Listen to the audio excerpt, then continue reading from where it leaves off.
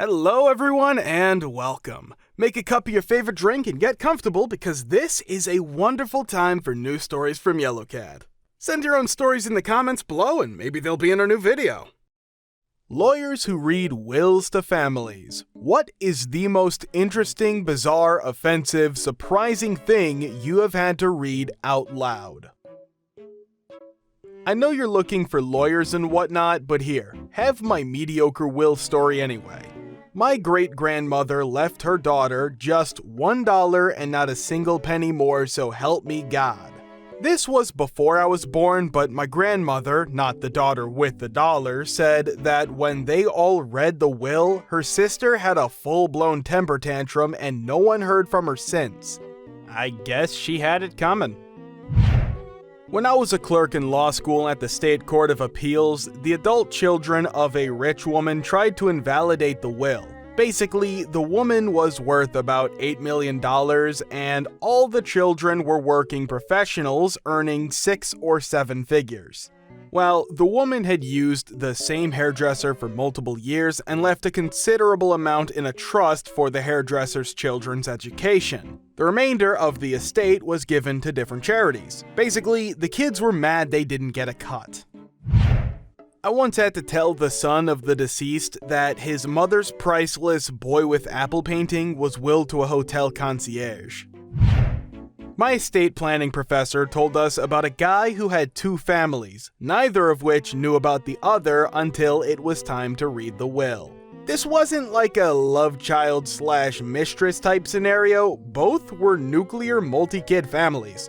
Both families showed up for what had to be one of the most awkward will reading in history. I don't really know how he pulled it off other than he was away on business frequently.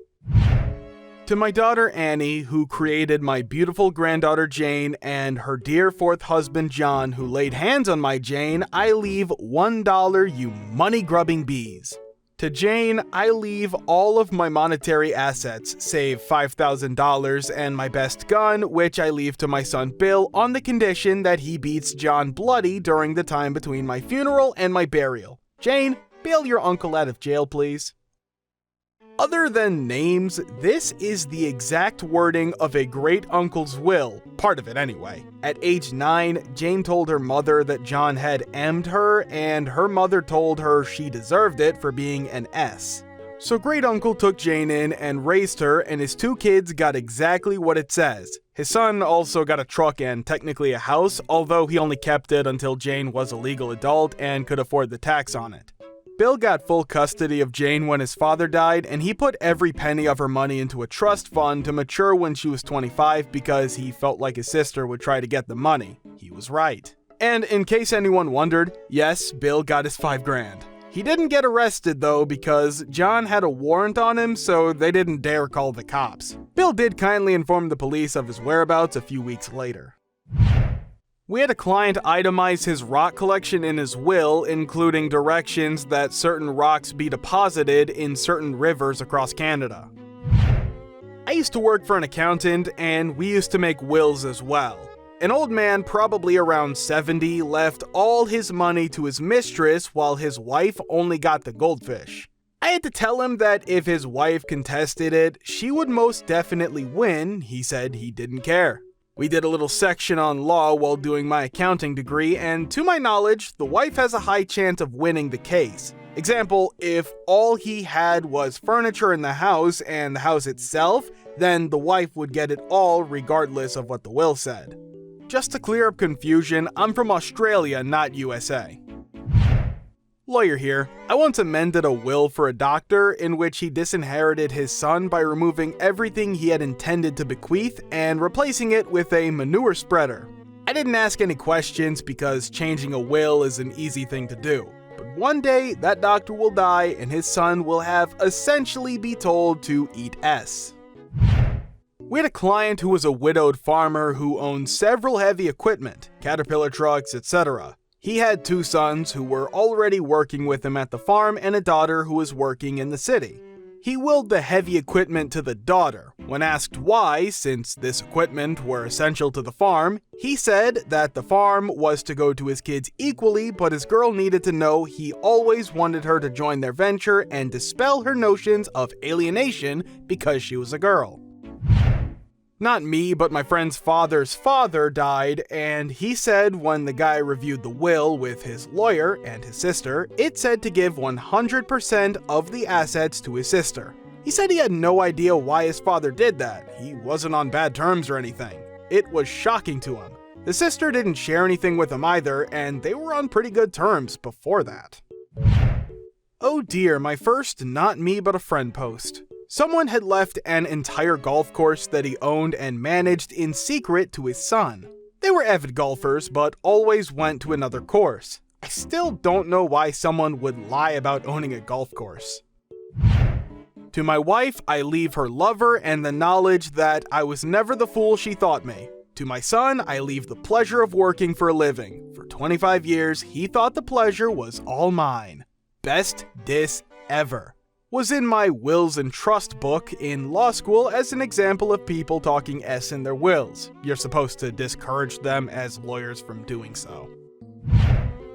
I was working as a legal secretary and had to leave someone's cats to various people. Fine, but I also had to leave money in the cat's name to various organizations. One of them was named Mr. Bobo. I enjoyed it thoroughly. It's very rare to read a will out loud. That's mostly in the movies. Normally, I just make extra copies and pass them out to whoever in the family wants to read it. Though the most unusual thing in a will I saw was a man leaving a good chunk of money for his mistress that wife knew nothing about. It was interesting to see sadness and anger fighting to win in the wife. She finally laughed and said, "What a mother effer." It went something like this. Frank, if your fat monkey heart is still beating, then congratulations. I want you to know that I hereby leave all of your money to Bruce Mathis, the real father of my children. A handsome man with a beautiful soul and a nicer pee. For my darling son Dennis, I give you my house on the sole condition that Frank is not allowed in. Deandra, you get nothing. I don't remember enough of the story, but there was a guy in the 1800s that left his estate to his great-grandchildren because he didn't want his actual children to benefit at all. I think they only recently received the money. My maternal grandpa was wealthy. He divorced my maternal grandma, remarried, and promptly dropped dead of a heart attack. He was only 48 and had no will, so everything went to his new wife, my mom's stepmother. She was actually really nice and was planning on making sure that everything was fair, till she died in a car accident 6 months later. She was a widow herself prior to marrying Grandpa and had a now orphaned 15-year-old son from the previous marriage who got everything. My mom and her siblings had to go to the auction at their childhood home and buy back as much of their heirlooms and memories as they could afford, and truthfully stole some of what they couldn't. My father-in-law was an accountant for some rather wealthy people. One of them was asking him to assist with writing up his will worth millions. The final addition he suggested was that if the children contested it, they get nothing. They contested it for years. Yowza. My crazy mom did this to me. She left her house to her eldest grandson, my nephew, dribs and drabs of cash to her other grandkids, the amount depending on how much she liked them. A big wad of cash to my erratic alcoholic brother, and a few thousands to me, with the caveat that if I contested my share, or any aspects of the will, I was to get nothing. My mom pretty much had it in for everyone. I had my own attorney evaluate the will, and he said it was legally hilarious and definitely vulnerable to challenge, but it would take a lot of time and money. I ultimately said the H with it. I walked away with my few $1,000 and got on with my life. The nephew who was bequeathed the house renounced the will as he was still in college, applying for grants and scholarships, and owning a $500,000 piece of property would have wrecked his fiscal profile. He also hated the house and everything about it. My erratic alcoholic brother moved into the place, spent all mom's money, ran up an astonishing amount of new debt using the house as collateral, and drank himself to death in 2 years flat. His equally erratic wife died less than a year after that. Now I am executing her estate, which includes the house, on behalf of the grandchildren who all got screwed in various ways a few years ago. The widow's will left everything to her husband unless he died first, which he did, and named the grandkids as fallback. The bonus is, as I wrap this up, I have to work with the lawyer who wrote Mom's evil, divisive will in the first place and facilitated the bit about how if I contested it, I got nothing. I suspect certain parties to this drama will fry an H, or already are. Best story I personally know of. The father had a valuable antique grandfather clock. He also had 2 daughters. His solution? If I die on an even day, daughter A gets the clock. An odd day, and daughter B gets it. The daughter who did not get the clock got an equivalent cash award based on the value of the clock. I know of the event because I had to service the clock several times over the years. An ancestor of mine in the rural UK in the 1700s died and left his farm and everything to his nephew, no children, with his surviving wife only getting the second best bed and a provision her receive 3 pounds of butter per week for the rest of her life. We thought this was incredibly mean, but we wonder whether this butter was meant as an income. I mean, who can eat 3 pounds of butter? Saw someone's mom's will get read to them. Her ex-lover got all of her money, and she gave her mansion to the son and gave her daughter nothing and said she was a disappointment and a mistake. The kicker was, though, the kids were twins. One of my college buddies' dad died from cancer in our second year. It wasn't a sudden death, he had been battling it for a couple years. When my friend came back to school, he casually mentioned that his dad left him and his sister $7 million each.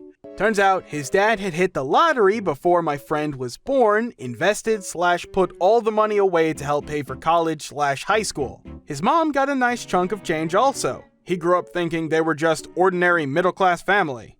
We had a glorious 3rd and 4th year of college thanks to my loaded friend. He did know his dad won the lottery, but it was never mentioned to him or his sister that it was a lot of money. I'm not a lawyer, but my family has an odd story involving a will. Several generations back, a woman, along with her brothers and our family, inherited a huge sum of money from her father, oil money in Oklahoma. At the time, women were allowed to inherit property/assets if single, but all assets would have been transferred to her husband if she married. She wasn't too happy about the situation and, in protest, never took a husband.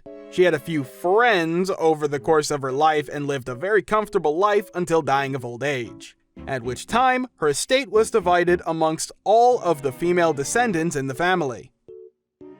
Thank you for watching. Guys, thank you for all of the support and likes. Subscribe to the channel if you're not subscribed yet. See you next time.